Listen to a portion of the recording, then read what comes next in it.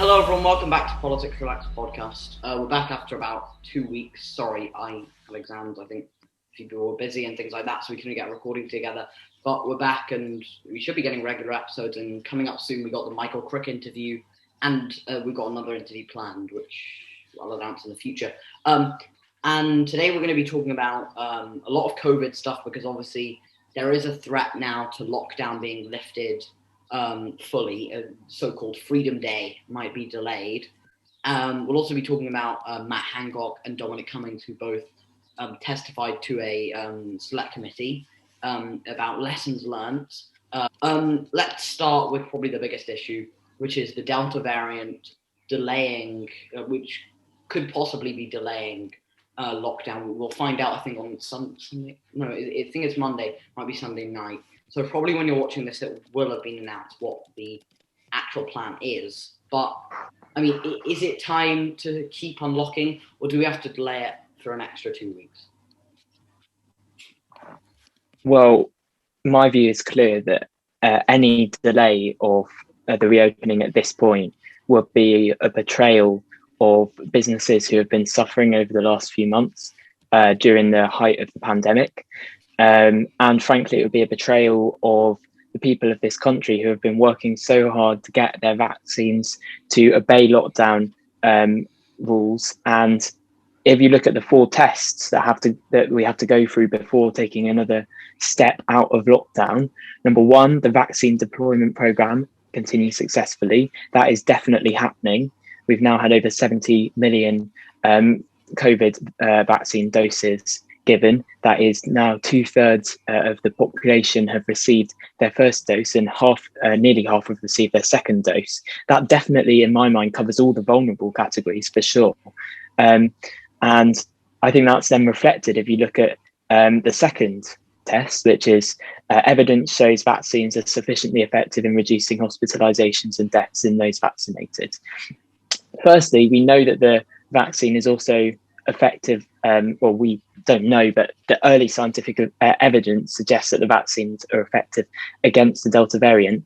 And when you look at the fact that the Delta variant is now 91% of new cases in the country, and you look at how that's reflecting on the hospitalization rate and the deaths, firstly, the hospitalization rate is remaining at the same level in the last few weeks, and that's roughly about kind of 80 new hospitalizations a day across the country, and that stayed the same for the last 4 weeks without really much fluctuation.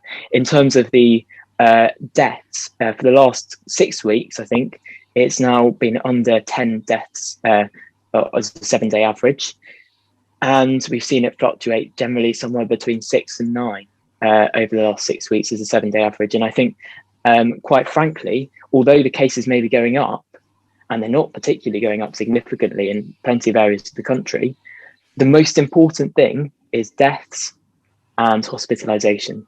And we're not seeing that go up at the moment. Now, to carry on, the third test is that infection rates do not risk a surge in hospitalization. As I've already said, the NHS is not under pressure at the moment in comparison to at other times of the pandemic. And that's because of the low hospitalization rate. And then obviously the fourth test is variants. Now that's the only thing that could have the potential to delay reopening at this stage. But there's data suggesting that despite the new variant, we're not suffering badly in terms of deaths and in terms of hospitalization. And my view is therefore clear: we should not be delaying a reopening next Monday. I mean, yeah, again, I agree with Cameron, but I think we have experience this time around. We've been through 2 major lockdowns already, and we now have this Delta variant, but the vaccines are coming out thick and fast. I think it's 40 million or something. Don't quote me on that, but I think that's what the figure is. And then when we're coming into situations like these, I think not opening would be detrimental to the economy. I mean, we've already promised restarts. People have started taking bookings and so on.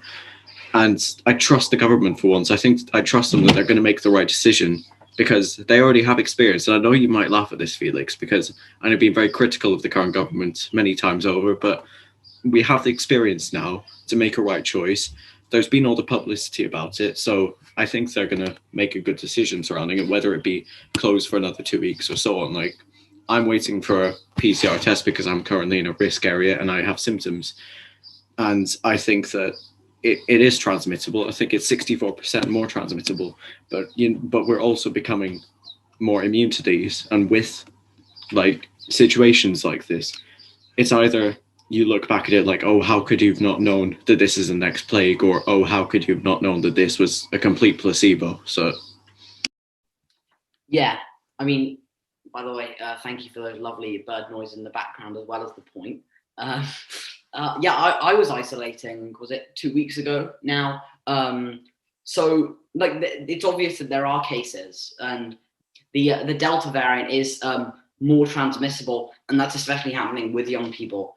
And for me, like I can see both sides of the argument, because like we have to be opening up, right? There are like thousands of livelihoods and thousands of small businesses that could be affected if we close for even 2 more weeks, and we have to balance that.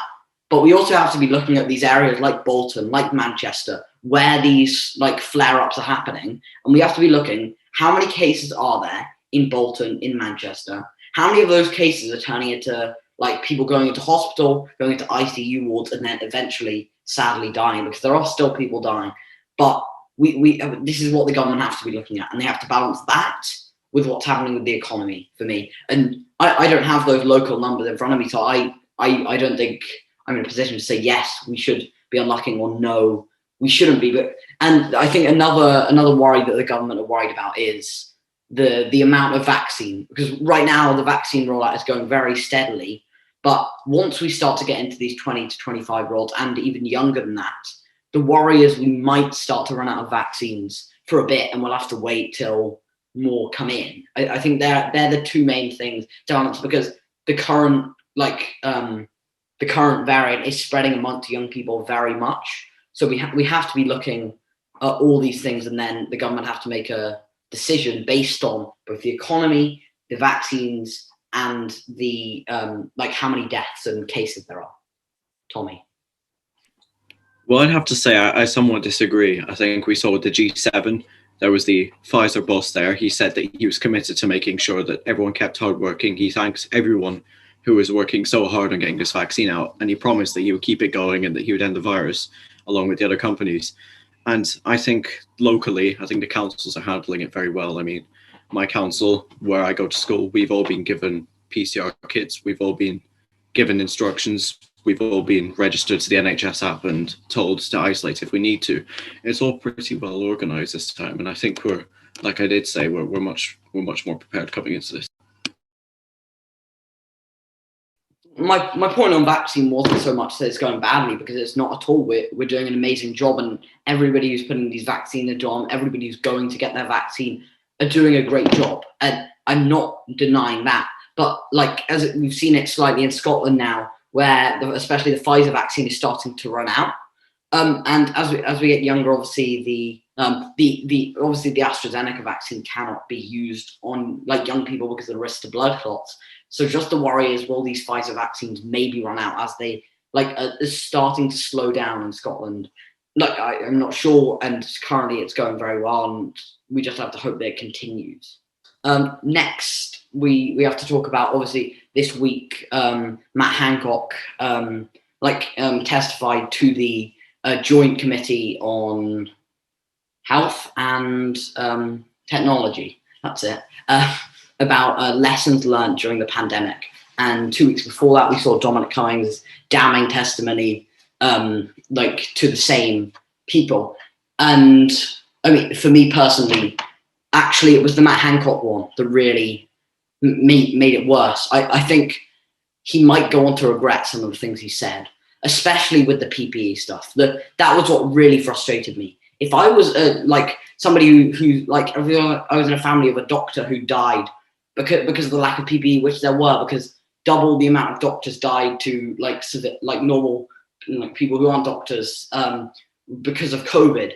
If I were one of those people, because the doctors did not get their PPE, and then Matt Hancock is saying there wasn't a crisis, that would make me very angry. If I was one of these people, or if I was like somebody within the family of somebody who was in a care home and died of COVID, because Matt Hancock said that they put a protective ring around, like, what do you call them? Care homes.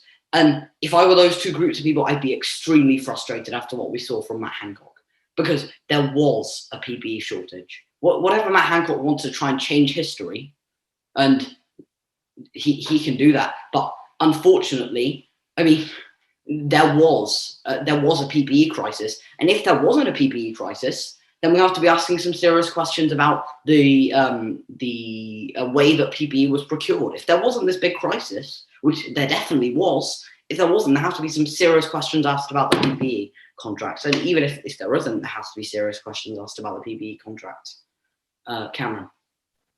Well, I think if the health secretary were here, which sadly he's not, the point that he put to you would probably be that he would say the reason that a PPE shortage was eventually avoided was because the government worked incredibly hard to try and procure a lot of PPE.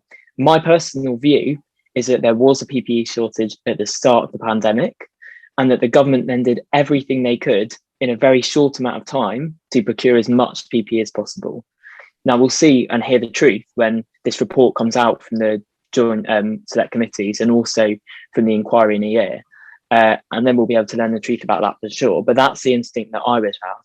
The point that you're making about care homes, what the health secretary is saying now, and once again, if he were here, the point that he would be making would be that he was saying it was his plan to put a protective ring around care homes. Now, I'm not entirely sure whether that was exactly what he said, or whether that was what he was inferring when he said that originally over a year ago.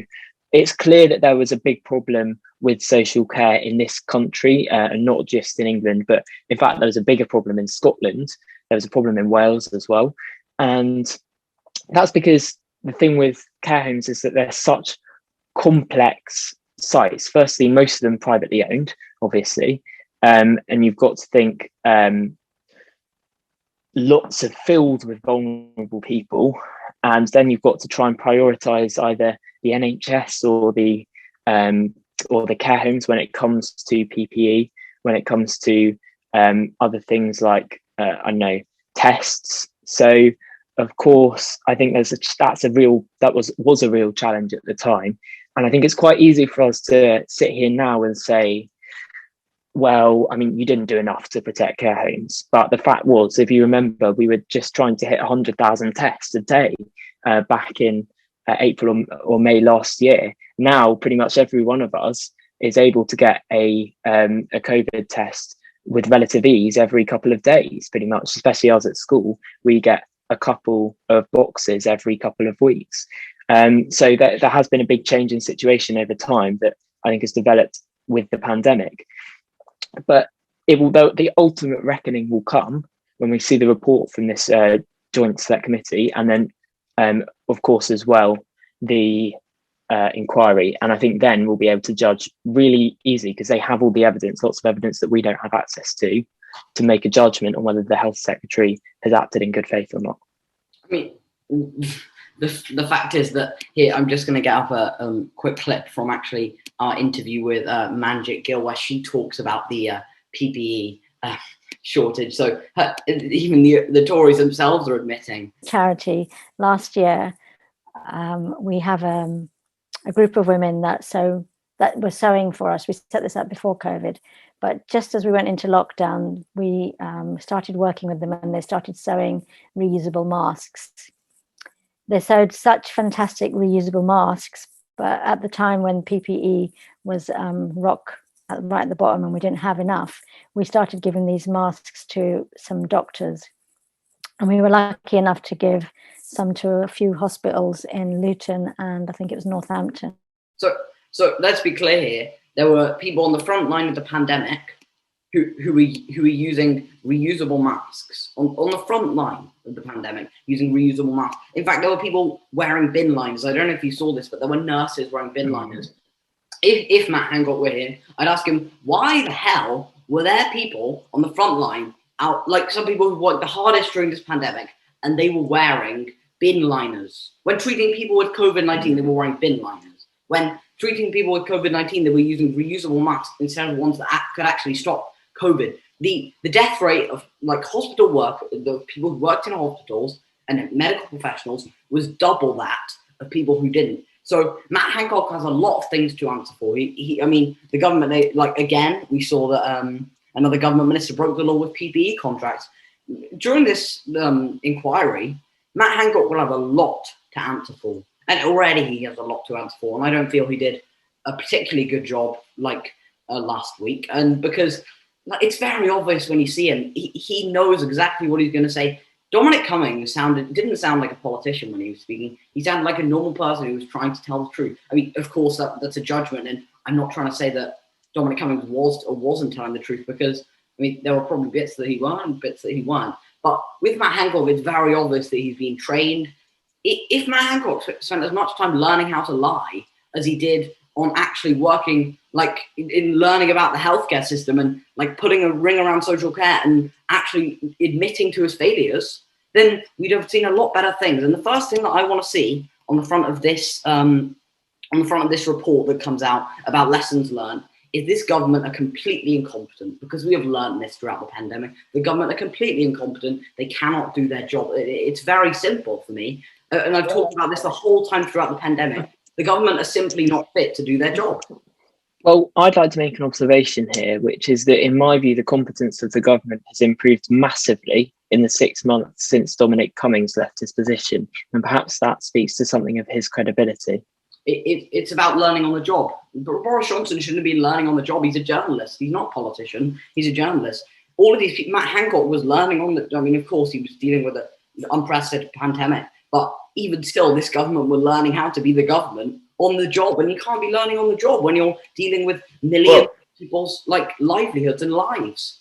Well, hang on. It's not like the ministers are experts in their fields. I mean, that's not their job. And Matt Hancock certainly isn't. And I don't think any minister ever has been. I mean, they're all politicians to an extent. I mean, I'm not trying to defend Matt Hancock here. I mean, he should be long gone. I mean, it would take a lot less for ministers in other positions or countries to be fired than what's happening to Hancock now. But I'm just saying he's never been an expert on healthcare, and he was just appointed to the position because he's a good Tory. No, and that's how administrations work anyway. So no, of course, that's important to bear in mind. But I think I have a pretty good reason as to why Matt Hancock stayed in his position when he's not competent enough to do that, and that's because Boris Johnson needs somebody to take the fall for him. And those two people are going to be Matt Hancock and the Education Secretary Gavin Williamson, and we're probably going to see them as soon as all this is over.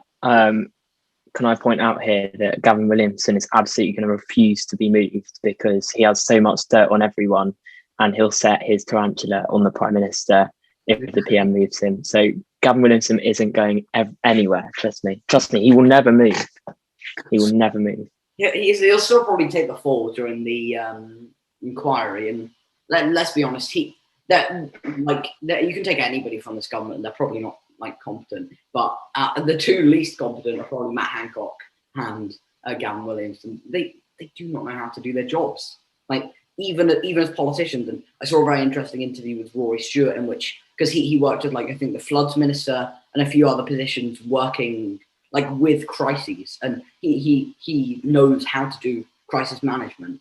And he was saying these experts are very, they're experts in their field, whether that be airborne diseases or something like that. They're not experts in everything. And the job of the politician is to weigh up the economy, is to weigh up what the experts are saying, and to take all that into account and make a balanced decision. And the fact is that both Matt Hancock and Gavin Williamson do not have the competence to take all that in mind and make a good decision. And we've seen that throughout the pandemic.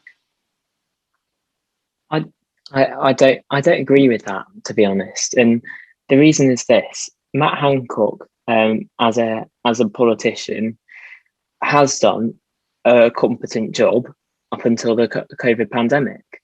And if you look at his record as culture secretary, if you look at his record as health secretary, the pledges that he was making, he was delivering on. And I really feel sympathetic to him that he has had to deal with this in the last year, because it is an immensely difficult job for a health secretary to deal with a global pandemic. I get the feeling that he's got very little sleep. I'm not going to deny for a second, it's clear that some mistakes have been made, and there almost certainly was a shortage of PPE at the start of the pandemic. And I hope that he will admit to that if he hasn't already. I'm not entirely sure he has. But I think with Gavin Williamson, the reason you're picking on him primarily is because of the one mistake with the exams fiasco. And yes, that was a very big mistake, but it was resolved fairly quickly in the end, and people got their desired grades. And if you look at it, this year, they've learnt their lessons and the exams have gone incredibly smoothly. And I know because I've done them myself. And yeah, I really can't understand. There's been a few things where it's been difficult and they've made mistakes. That doesn't mean that they are wholly incompetent. That means that they've made mistakes, and anyone does that. The big problem is for me, though, that one, Matt Hancock has not admitted to the mistake of the PPE contract and the many other mistakes he made. And during that inquiry, that was clear. It was save my job before admitting to any mistakes. And that to me, if you're not going to own your mistakes and say I made a mistake, then you frankly shouldn't be doing the job, because if you can't see your mistakes made, how can you improve on that? With Gavin Williamson, also, it was the fact that he voted against free school meals when he's meant to be for children representing us in government, and he voted against free school meals. And then this new the tutoring thing, which I think isn't even a bad idea, but the fact is the funding isn't really there for it. There's not. Well, okay, so can I take both of the last two things you said there? Firstly, free school meals, you may disagree with him on that, but the fact that his government voted against it does not mean that they are incompetent. That means that they have a difference in policy to you. And the fact is that 6 weeks later, in the following holiday, they decided that they would be providing free school meals during the Christmas holidays. The second thing, the funding issue, I'm pretty sure, judging by the interviews that Gavin Williamson gave around the time, he is fairly convinced by some of the ideas that were put forward by his education czar, or whatever they're calling him, who's now resigned. But I feel as though it's been overruled by the Treasury because of funding issues. And I think that probably the Education Secretary is highly frustrated about that. And personally, I'd like to see the Treasury be a little bit more flexible, because I thought that plan that we've seen floating around was a good plan and should be implemented. Sure, but I don't think feeding hungry children is a difference in policy. I think maybe a difference in policy is how much we should fund the NHS, how much, I don't know, we should put into education. Well, the difference in policy is not feeding hungry children, which I think basically the point is that every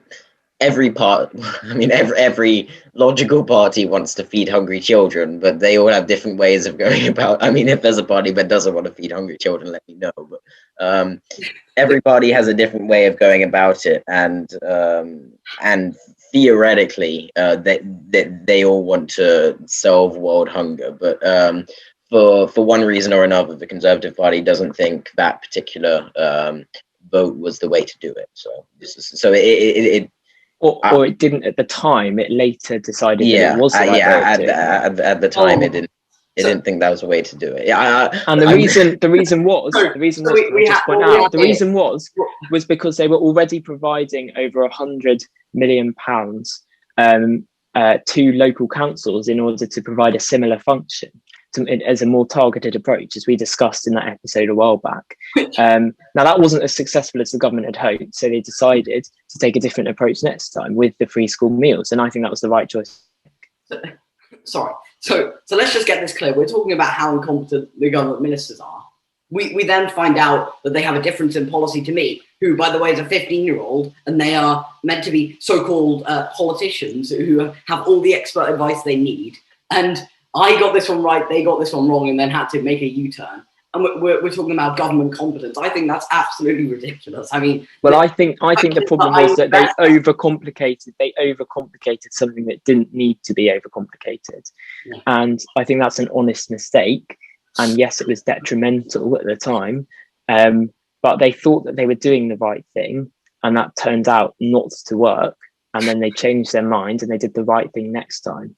So I call that learning lessons. I don't know what you might call it, but anyway, that's. I think that when a 15-year-old knows better than people with all the expert advice in the world, and I said this was the wrong move, but yeah, the government made a mistake, as you're going to call it, and then rectified the mistake. I'm happy to rectify the mistake, but it doesn't exactly show off their competence, does it? Well, competence isn't measured by what they vote for. It's about how well they implement their policies, which I know is what you're saying now, but like what their policies are doesn't really determine their competence. Right.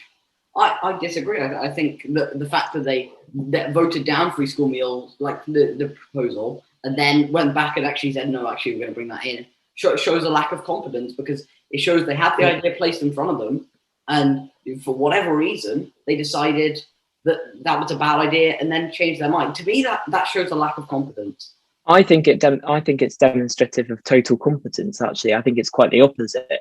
For you to actually notice something needs to change and then implement a change to correct it, I think is actually, it's like, I don't know. It's for example, you're driving down a motorway, you take a wrong turn, and then the next turn back onto the motorway, you get onto it again. That's what happened there, right? They took a wrong turn and they tried to get on it. It's an honest mistake that they could then correct because they had the chance to. Maybe it's more like you're driving down a motorway. A 20-something-year-old footballer calls you up and tells you actually that's the wrong move. A 15-year-old on a podcast tells you, oh, that's the wrong move. Everybody else tells you, oh, that's the wrong move. You then somehow miss the turning, but even though everybody's told you the turning's there, you then wait a month and defend the policy, like say, oh no, we made the right decision. Then you turn around and realize, oh my God, we made the wrong decision, and everyone told we made the wrong decision. I think that's a more apt analogy, maybe. Well, I'm not sure that I would necessarily agree with that, to be honest, because I think that fundamentally the one thing that you've got wrong there is that I think that the car is moving in one direction all the time in terms of the general direction, whereas you're describing it kind of turning around. I don't think that's what happened as such. I think it was just a change in direction, a slight adjustment in direction rather than a U-turn as such. We can disagree on how the motorway is shaped, but the fact is that the decision made was still the same decision. No matter how you get back on the road, it's not relevant. Well, they could turn off from the M1 onto the M4.